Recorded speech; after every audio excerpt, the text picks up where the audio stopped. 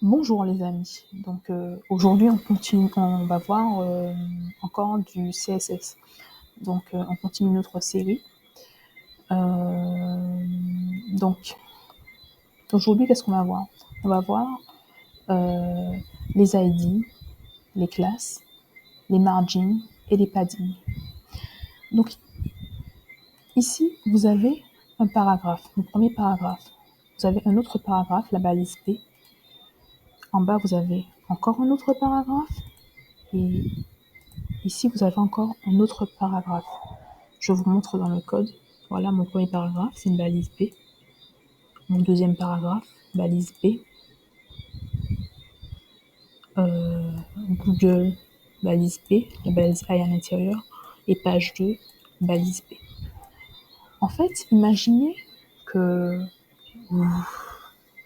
je veuille mettre mon deuxième paragraphe en vert. Comment je fais ça? Puisque dans le CSS, en fait, tous les paragraphes sont en rouge. P, je le sélectionne, color red. Mais c'est là qu'intervient les ID. Ça veut dire identifiant. Donc, je veux mettre mon deuxième paragraphe en vert. Donc voilà comment ça fonctionne. Je sélectionne en donnant un identifiant. Je mets ID. J'ouvre les guillemets. Vous voyez où j'ai placé? C'est à l'intérieur du premier et du dernier chevron de la première balise. Et je lui donne un nom unique. Par exemple, para. Comment je le définis dans le CSS? Ben, c'est simple. Il faut mettre un dièse, écrire le nom de l'ID. Et ensuite, définissez vos règles CSS. Donc, je mets color, en vert, green. Donc, normalement, et, ce paragraphe sera en vert et pas en rouge parce que j'ai redéfini sa règle CSS. Para, ça sera en vert. Je rafraîchis. Vous voyez, maintenant c'est en vert. Et voilà, les autres ne sont pas en vert. Et voilà. Maintenant, qu'est-ce que les classes en fait? Imaginez encore que je veux sélectionner, je veux que donc j'ai 5 paragraphes, dont 4 que je peux utiliser pour faire ce que je pour donner l'explication. Je veux maintenant que Google et page 2 soient en jaune par exemple. Comment je fais ça? Je ne peux pas mettre un ID, je peux mettre un ID ici et un ID ici, et je dis aux deux que ce sera en jaune, mais il y a un autre moyen, ça s'appelle les classes. Donc, pour ça, j'écris classe égale, je lui donne un nom. Par exemple, je mets yellow, ou plutôt la classe jaune. Et je mets la même chose ici, classe égale jaune. Alors, maintenant, comment on définit cela en CSS? Tout simple, il faut mettre un point, le nom de la classe, et ensuite on redéfinit la règle CSS. Donc, color yellow, toujours en anglais. Yellow. Alors, normalement, vous voyez ici et ici, ça sera en jaune. Attention, non. Alors, c'est quoi le problème? Yellow, point jaune. Est-ce que c'est pas parce que c'est... Ah oui, je sais pourquoi. Il faudrait que je mette la classe plutôt ici, dans le A. C'est ça.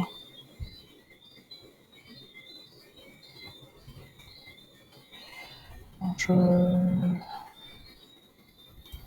voilà, c'est en jaune. Alors pourquoi ça m'a fait ça en fait? C'est parce que je voulais vous montrer. Je vais créer deux autres classes, deux autres paragraphes en haut. Je faire un copier-coller.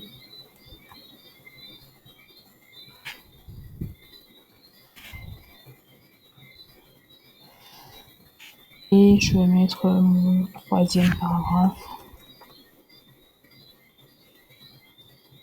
Troisième paragraphe. Et mon quatrième. Mon dernier. Voilà. Vous allez voir. Normalement, ils sont en rouge. Ils sont en rouge. Maintenant, je veux que c'est, par exemple, c'est ce paragraphe-là, le premier paragraphe et le dernier paragraphe, soit en jaune. Bah, c'est là qu'intervient les classes. Alors, je vous montre tout de suite. Je vais retirer la classe jaune sur le A. Je vais vous expliquer dans une prochaine vidéo pourquoi ça m'a fait ça. Je ne vais pas m'embrouiller. Je mets ici.